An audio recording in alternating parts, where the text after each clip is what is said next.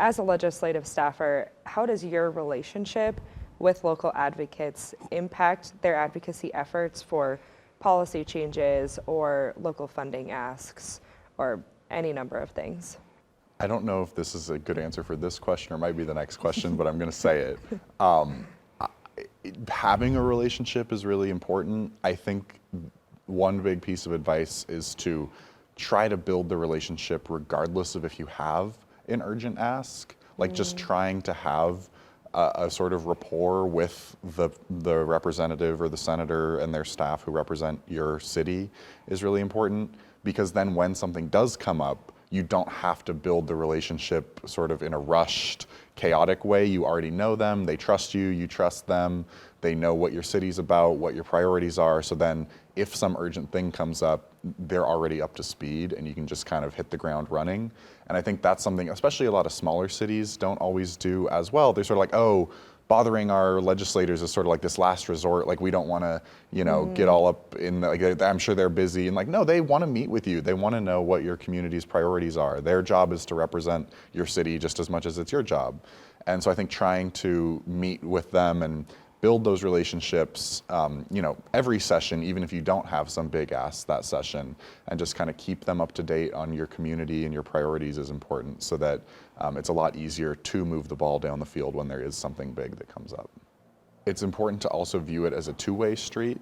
It doesn't always just need to be you coming to the legislature with requests or asks or proposals, but you also play a really important role in your city of knowing what your community is up to, knowing what you need, and you can be a really supportive asset to your legislators as well. And I think it's important to, make yourself open to, hey, if you, need any information about what's going on in our city, if you want to come, chat with our city council, if you want to, hold a town hall here, something, like, we are open to, supporting that, and we can give you sort of the information and the resources that we have.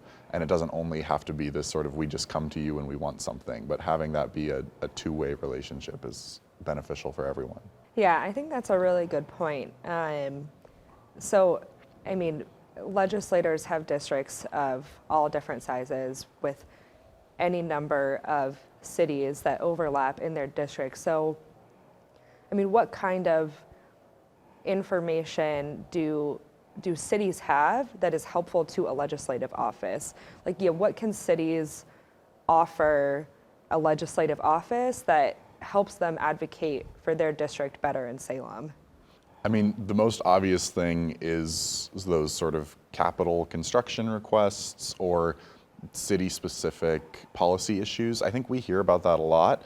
Obviously, cities have a lot of infrastructure needs that the state can help out with, especially smaller communities that might not have as big of a tax base to be able to afford those things, and that's something the state can often help step in and provide assistance for.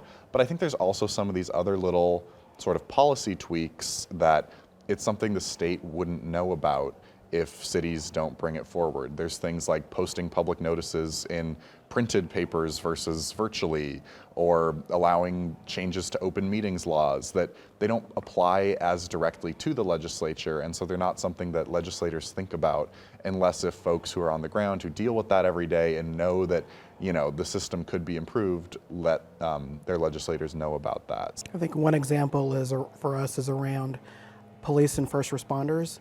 And so one of the things I always pay attention to is around, what do the cities need to respond to those emerging crises? So is it more efficient training from the DPSST, so that way we can get our officers credentialed so that our cities can hire police and first responders, or if it's ambulance providers or firefighters. We control, and to a large extent, the training operation. So how do we expedite those procedures so that way you can meet your duties and responsibilities quickly? So for us, it's that state level approach, but our job is to make sure that you all can meet the needs of your constituents. I think the last thing I'd add on that is the legislature, just sort of by the nature of how it operates, is sometimes a little bit of a bubble. And that's not a judgment. It's just, we're all in one building packed together for 6 months. And there are things that we need to be made aware of that local officials just have a much better sense of, because they are in their communities every day doing this work.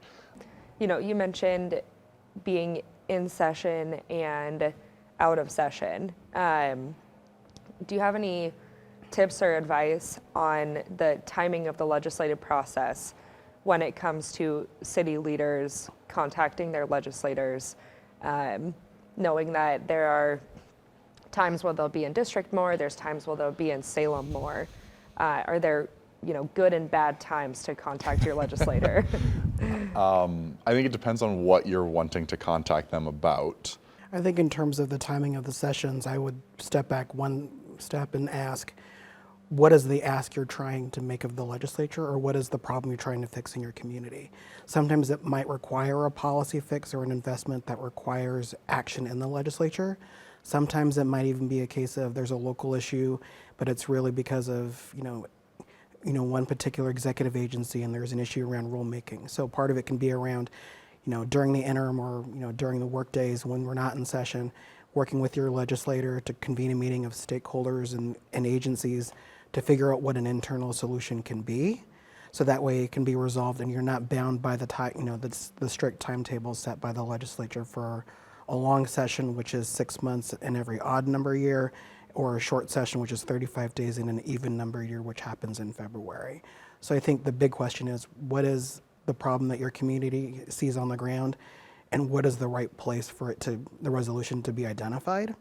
And then you can work with the legislator to strategize the most effective way to get the resolution done quickly. So talking to staff sometimes is also really important. Stacy, who is my chief of staff in Harmony, who's been helping me with policy, is I don't do anything without their help, without their assistance. In fact, Lindsay, I wouldn't have known to wear a solid color today unless Stacy had texted me. So I depend on my staff in order to serve my community well. And I ask for respect of my staff just as much as you would respect me or more, because I can't be a legislator without them, or an effective legislator without them. Trust is key for building any relationship, especially in the legislature. What are your tips for how LOC members can build trust with legislative staff? I would start with a very simple mantra, which is trust is tough to earn in the building, but it's very easy to lose it. We do a lot of things in the building, and every day we're managing hundreds of issues on any given day.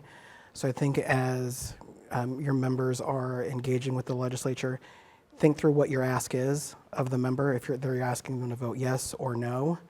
And if a legislator asks you what your position is, be upfront with them. Be honest about what your concerns are, and if there's a way to a resolution, share what you think proposed language in a bill is, or how much money an ask would need to include so that it resolves the concern on the ground. One of the things that I've seen happen a lot that has damaged trust is when people will say one thing to me and I hear when someone has asked the exact same question somewhere else, an entirely different answer was given.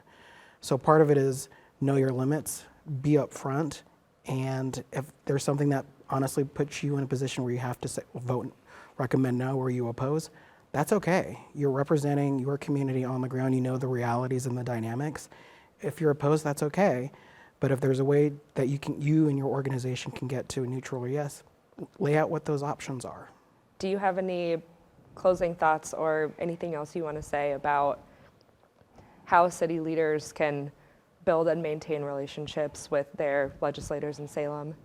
I think one thing that I think larger cities are better at than smaller communities is just like invite your legislator to things. Invite them out to your community to learn more about it. Invite them to events. Invite them to grand openings of new businesses, things like that. I think, again, sometimes folks are hesitant. They don't want to bother people. They don't want to impose. But that is what legislators ran for office for. They love doing that. And it's beneficial to your city as well to have them get out there and learn about your businesses, learn about your community, learn about your city government. And I think just not being afraid to reach out and to schedule those things, to set those up. It's really a win-win, and I think it's something that a lot of smaller communities sometimes don't take as much advantage of. If you can get staff there, I think sometimes people are like, oh, if the legislator can't be there, what's the point in having staff there? But again, staff play a really big role in sort of helping prioritize work in the office, helping advise the member on issues. So if you can get staff there, that's just as good as far as helping kind of move your priorities along. And it helps build those relationships. Then when session comes, staff hopefully trusts you and knows you, and it can help facilitate the process down the road. I think in terms of partnerships, absolutely invite legislators and staff to everything. And it especially comes down to when you send the invite, explicitly say your legislator and your staff are welcome to this. We'd love to see you. Because when invitations go out to legislators, some just assume it's the legislator who won't send their staff. So be explicit about that ask. But I think another part of it is they all want to learn more. This past session, at least over a third of the chamber on our side was brand new. So this is an opportunity to learn. They want to learn more. For me, I've always said the legislature is probably one of the coolest classrooms I get to work in, because you're always learning something new every day.